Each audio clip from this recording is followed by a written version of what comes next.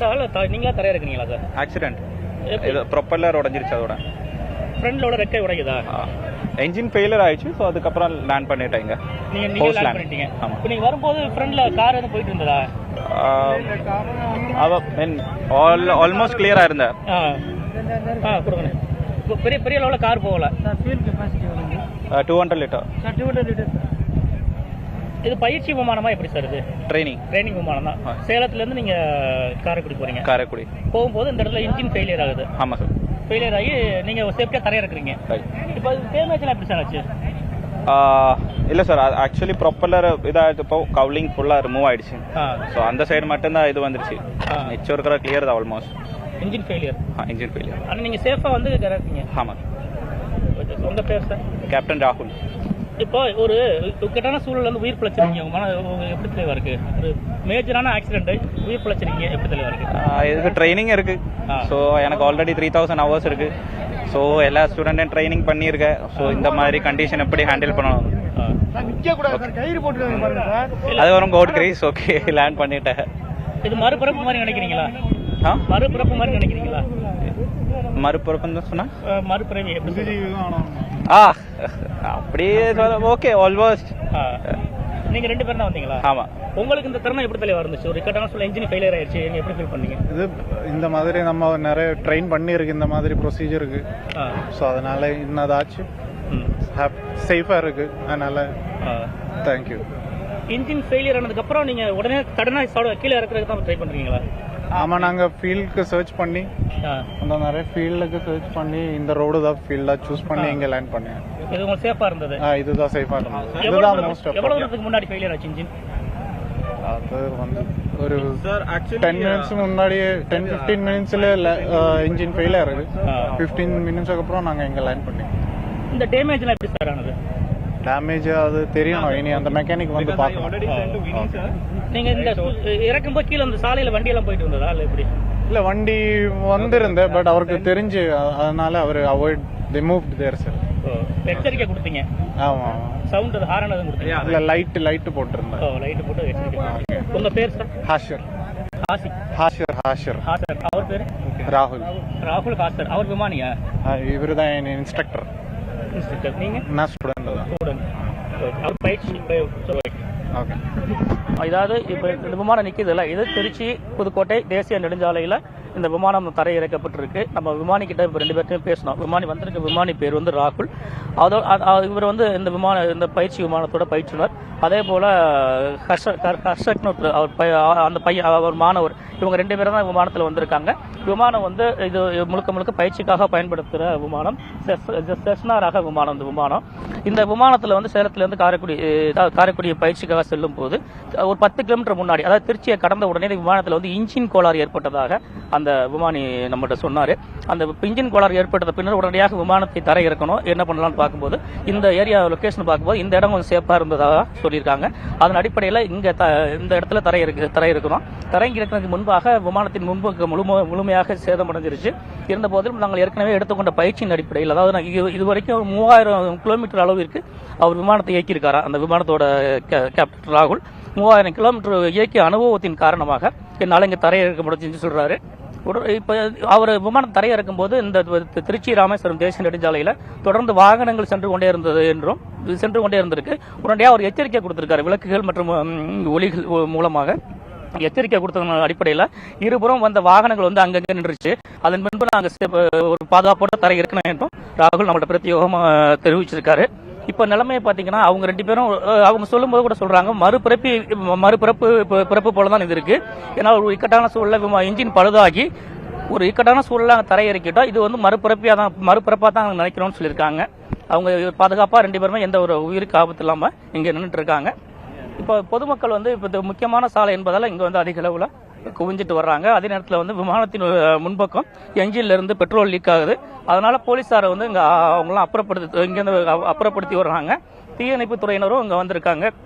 ஆனால் போலீஸாரின் எச்சரிக்கையை கேட்காமல் பொதுமக்கள் இங்கே கூடி நிற்கிறாங்க. அவங்களுக்கு வந்து போலீஸார் வந்து எச்சரிக்கை விடுத்து வர்றாங்க.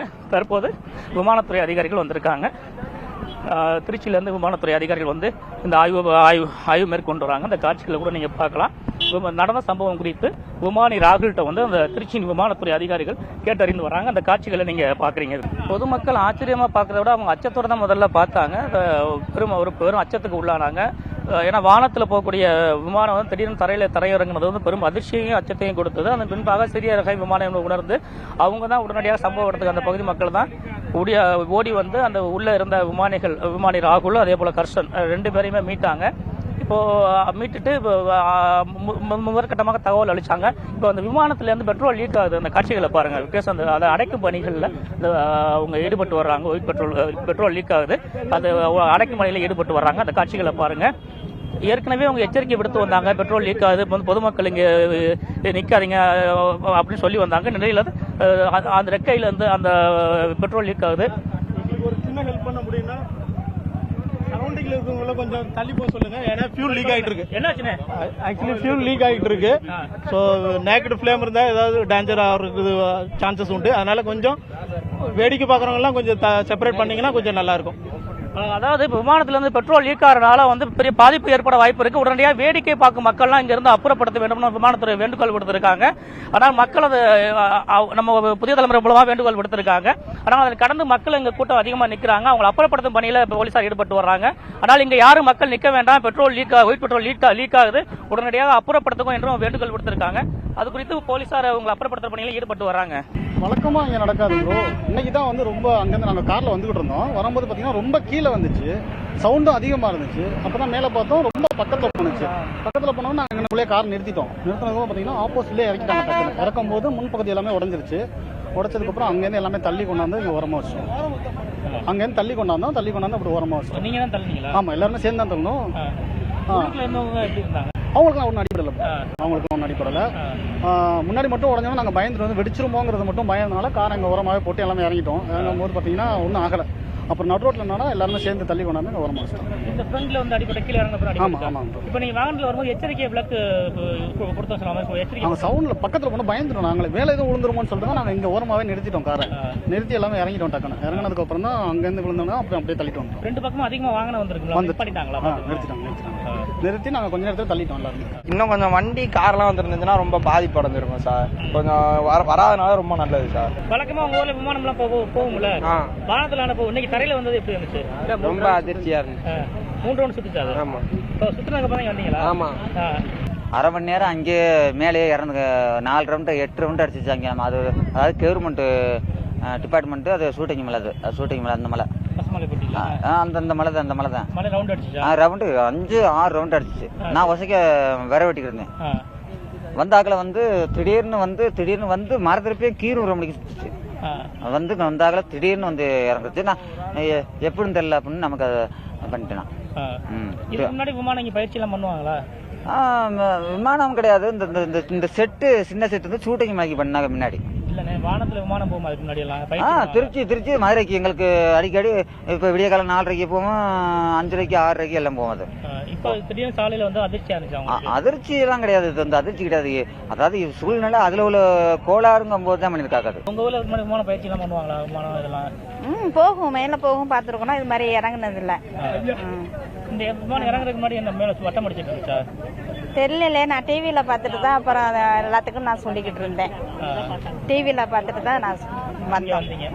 உங்க ஊர் மக்களுக்கு எப்படி இருக்கு? ஒரு 2 பேர் வீட்டை பிடிச்சிட்டாங்க. ஆமா, அதிர்ச்சியாத்தான் இருக்கு. இருந்தாலும் எங்க நார்த்தாமலா மகாமாயி காப்பாத்திருக்கு. ஆமா, நார்த்தாமலா மகாமாயி காப்பாத்திருக்கு.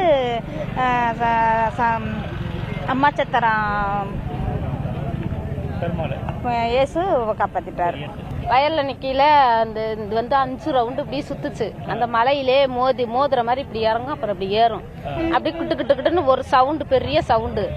அப்புறம் அப்படி அந்த ஆளு இதுல 5 ரவுண்டு சுத்திட்டு இந்த சைடு போனுச்சு. அதனால நாங்க பாக்கல. இந்த பக்கம் வந்துருச்சு. வந்து விழுந்தது எங்களுக்கு தெரியாது. அப்புறம் இப்ப நாங்க வயல்ல நின்னா ஆளுங்க இங்க வந்து சொல்ல விட்டுதான் அந்த ஏரோப்ளேன் விழுந்துருச்சுன்னு சொன்னாங்க. நாங்க வந்தோம் பாக்குறது. ஆமா, மேல சுத்தும் பொழுது நாங்க சொல்லிக்கிட்டு தான் நின்னோம். ஐயோ எங்கேயோ ஊருக்குள்ள போட்டு வெடிக்க போகுது அப்படின்னு சொல்லிக்கிட்டு இருந்தோம். அப்புறம் பாத்தீங்கன்னாக்கா இந்த சைடு விழுந்துருச்சுன்னு இப்பதான் சொன்னாங்க. சரி, நம்ம சுத்துனது விழுந்துருச்சே, நம்ம சொன்னது மாதிரிட்டு வந்தோம் பாக்குறதுக்கு. எங்க பேர் மாரியம்மா. ஆமா, நீங்க என்னமா பண்ணிட்டு இருந்தீங்க? நான் வீட்டில் இருந்து எனக்கு தெரியாது, இப்போதே வந்து சொன்னாங்க, அதனால வந்தேன் கூட்டிகிட்டு. நீங்க விமானம் சுத்தும் போது அங்கே இருந்தீங்க? வீட்டுல இருந்தேன் தெரியாது, பார்க்கல. விழுந்தது தெரியல? தெரியாது. உங்க ஊர்ல இதுக்கு விமானம் அடிக்கடி மேல பறக்குமா? பறக்கும், அதுக்கு முன்னால பறக்கும். அதெல்லாம் முன்னாடி விமானம் விழுந்தா 2 பேரும் நல்ல வாய்ப்பா உயிர் பொழைச்சிட்டாங்க. மனசு நிம்மதியா இருக்கா? நிம்மதியா இருக்கு. கடவுளை நினைச்சுட்டே இருந்தேன். நல்லபடியா போகும். இந்த மாதிரி ஆயிடுச்சு அப்படின்னு. உங்க பேருமா? என் பேர் பாண்டியம்மா.